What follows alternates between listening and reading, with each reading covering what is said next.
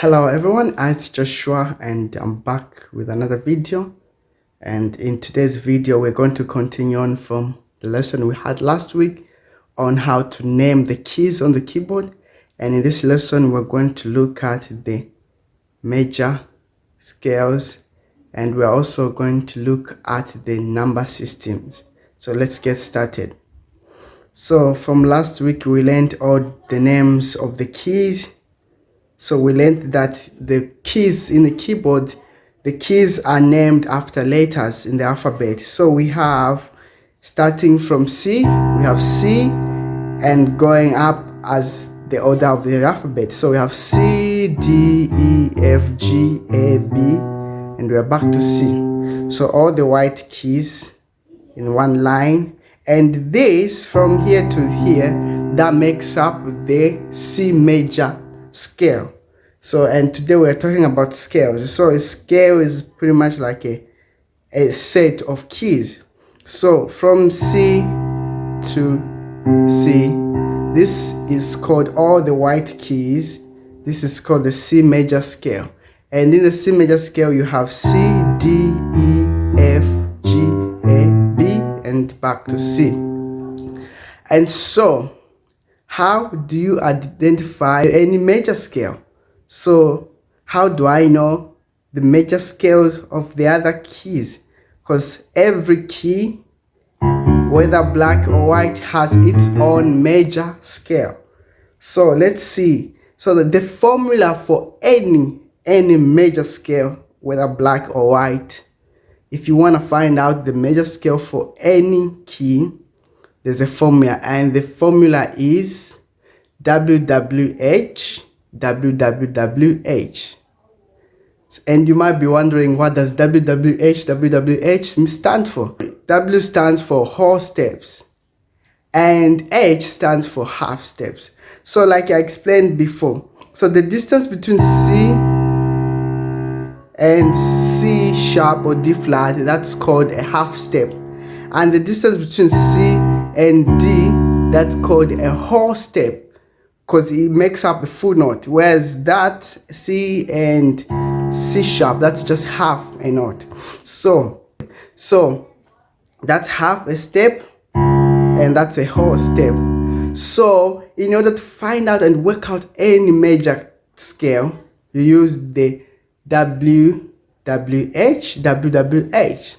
So for example, in the key of C, we have C, so we have whole step, so we skip the top, so that's a whole step, and then we have another whole step, and then we have half step, so we got the next one, and then we have another whole step, and another whole step, another whole step, and we are back to another half step. And as you can see, that creates the scale of C major. And if we try this in the key of F sharp, whole step, half step, we go whole step, and then a half step.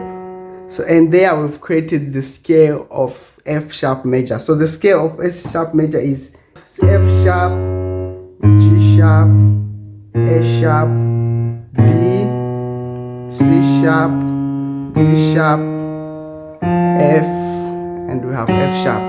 Now let's try this in the key of G. So we have G, and we go whole step, half step, and then we go again whole step, and then half step, and that creates the scale of G. And in the scale of G we have G, A, we have A, C, we have D, we have E, we have F sharp, and we have G. So using that formula you can create any scale. So if you can try this for any key using that formula WWH, you can work out any major scale of any key. And knowing the scales will help you to know the melody of a song, to be able to play the melody of a song. For example, Mary had a little lamb. So you can play.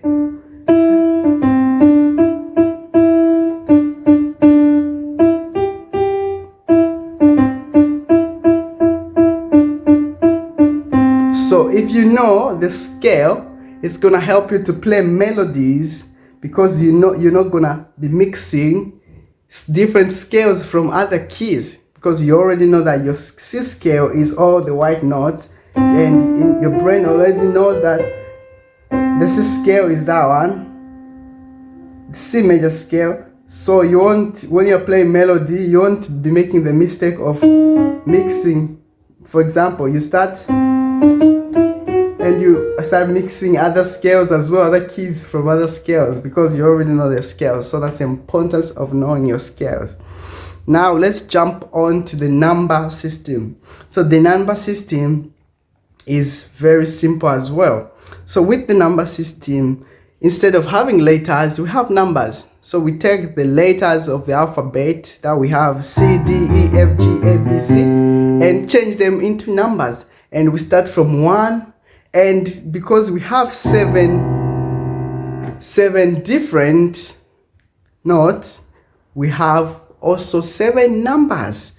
So with the key of C, or the scale of C, I say, our numbers will be the C, or the first note of the scale will be our 1. So that's gonna be 1, and the next note of the scale is gonna be 2, and next note of the scale 3, the next 4, the next 5, the next 6, the next 7, and you're back to 1. So that's how the number system works. In whatever scale you are in, or in whatever note you are in, if it's F sharp will be a 1, G sharp will be a 2. So you just go with the scales. So, and back to 1. So we have 1, 2, 3, 4, 5, 6, 7, 8. So once you've learned your major scale, it'll be a good opportunity now to know, it'll be easier to know the numbers, because I know that in the F sharp scale, these are the keys we have. So we have C, F sharp, G sharp, A sharp, we have B, we have C sharp, we have D sharp, we have F, and we are back to 1. So I will know my first note, which is F sharp, that's gonna be my 1. The next one is gonna be my 2. Next one my 3. Next one 4. The next one 5. The next one 6. The next one 7, and next one 8. And so if, for example, you're playing in a band and someone tells you our progression is 1, 4, 5. So don't be confused with those numbers. All they mean is whatever note you're playing in, whatever key. For example, if you're in the key of F sharp, all they mean is you play the F sharp chord and the 4 of F sharp, which is 1, 2, 3, 4, which is B, and then back to 1, and then our 5, which is 1, 2, 3, 4, 5, which is our C sharp. So that's all they mean. You have F sharp chord, then you have B chord, and then you have C sharp chord, and back to 1. So that's what they mean when they say the 1, 4, 5 progression. So that's how we work out the number system. So thank you very much everyone for watching. I hope this video has been useful, and please, for the next lesson we're going to be looking at how to construct chords so that you can start playing your favorite songs in no time. So we're going to look at the major chords as well as the minor chords, how you construct them, and the formula for that as well. So thank you very much everyone for watching, and may God bless you, and I'll see you next week on Tuesday.